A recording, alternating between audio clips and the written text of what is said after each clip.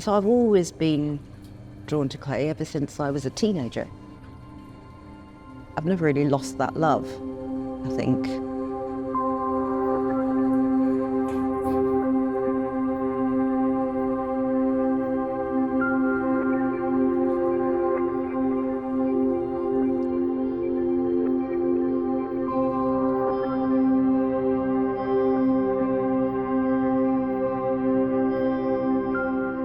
They're like little diaries of me being here. It's kind of my way of processing what I've learnt, what I've experienced.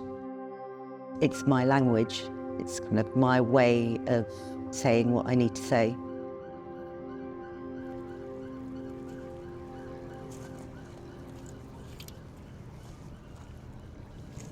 I'm breaking away from things that I've always thought I have to do. That's rather nice. I like the fact that they change. So they're wet now, but when they're dry, they'll be completely reinvented. I will always find things and pick things up, and things will always catch my eye. I generally have a lot of stuff around me because it sparks ideas, but it doesn't come with a purpose. I don't pick something up and say, I'm going to use that for this. If I've got a found object and it sits around for months or years, that's okay.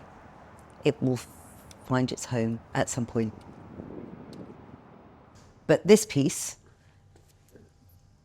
that I found quite recently did find a home, but that's just pure luck.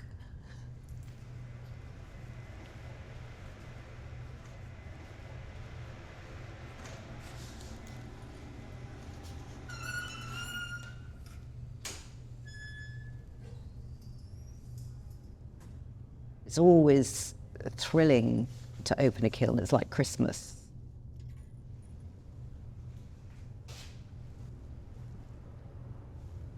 I want to make work that excites me and maybe resonates with other people.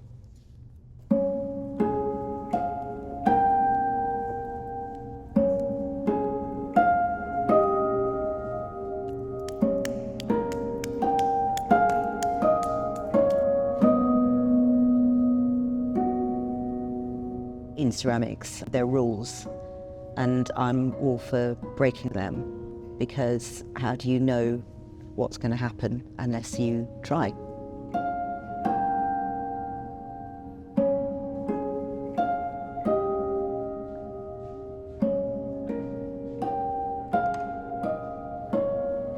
I'd combine stonewares or earthenwares with porcelain, which you're not really supposed to do. And I like to use remnants. So any of the offcuts of things that I'm making, I'll try and incorporate them back into the piece, so nothing's really wasted. It means that you look at residue in a different way.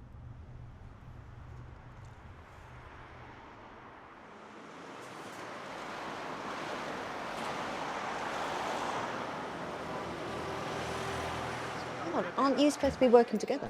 Yeah, he's making a mug for it and I'm making... No, I'm making a sugar pot. Look, it's actually... Yeah.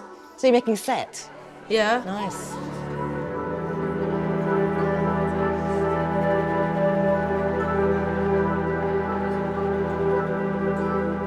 Throughout this last year, I've worked a lot with young people doing clay workshops. Okay, so remember, you can make like another coil pot, another pinch pot, and you can put it over the top, and then just kind of like pinch it together.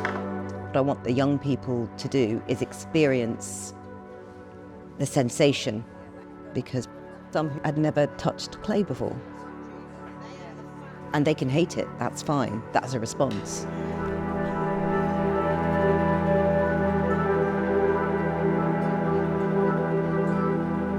Kind of steering them down a course, I would talk about identity and belonging and Everybody has something that makes them them.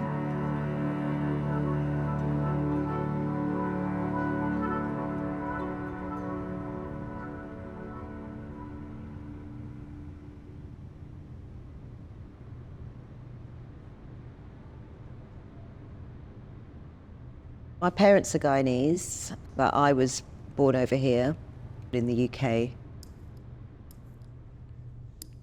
You know, my identity is made up of lots of different bits, but my Indo-Caribbean heritage is a big part of it. So when I was looking for objects to have in my display case, I narrowed it down to porcelain.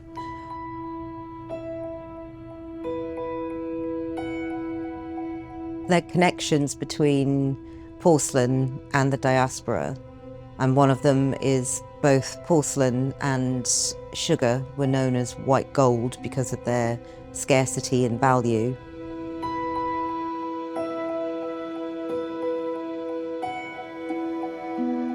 This year I've been holding clay and conversation workshops with women from the Indo-Caribbean diaspora, and they've been really rewarding.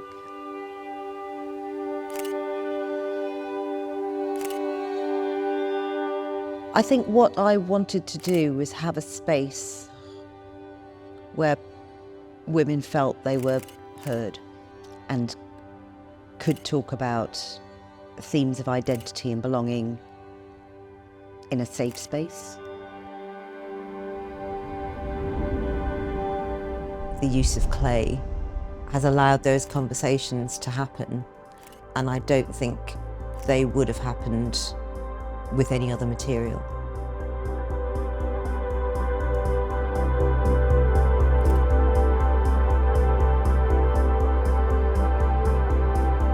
When you're having a conversation, if you're looking at somebody straight in the eye, it can be uncomfortable, particularly if you don't know these people. And what the clay does is the clay acts as a portal to tell these stories. It's a very grounding, tactile material. It responds to everything you do. And it does, it helps with the conversation.